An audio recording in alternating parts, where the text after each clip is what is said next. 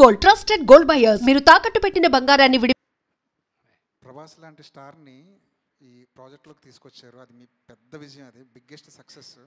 కాకపోతే అంటే ఆయన కనీసం ప్రీ రిలీజ్ ఫంక్షన్లో తీసుకొచ్చుంటే ప్రభాస్ ఫ్యాన్స్ ఇంకొంచెం హ్యాపీగా ఉండేదేమో.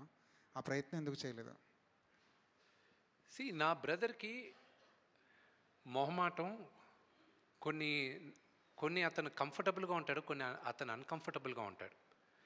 ఈ సినిమా ప్రభాస్ చేసింది ఐఎమ్ గ్రేట్ఫుల్, రుణపడి ఉన్నాను అతనికి. ఎన్నోసార్లు చెప్పాను, ఇప్పుడు కూడా మాట్లాడుతూనే వచ్చా.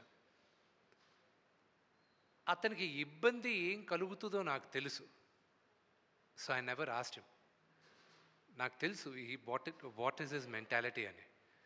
నేను అడగట్లేదు, నేను గుర్తుపెట్టుకో అని చెప్పాను.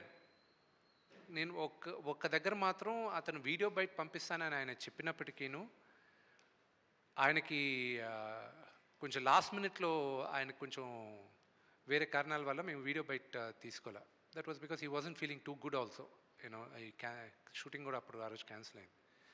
సో అదే కానీ why do you want to, ఇబ్బంది అనుకునే దగ్గర why do even want to attempt అనే దాంతో ఇది చేయలే. That's the reason. నిన్న ఒక ప్రెస్ నోట్ రిలీజ్ చేశారు. అది సినిమా రిలీజ్కి ముందు ఒక ప్రొడ్యూసర్ దగ్గర నుంచో ఒక హీరో దగ్గర నుంచో అలాంటి ప్రెస్ నోట్ రావడం ఇదే ఫస్ట్ టైం. అది ట్రోలర్స్కి మాత్రమే సంబంధించిందా, లేదంటే రివ్యూలు చెప్పే వాళ్ళకి కూడా అది ఒక వార్నింగ్లా అనుకోవాలా?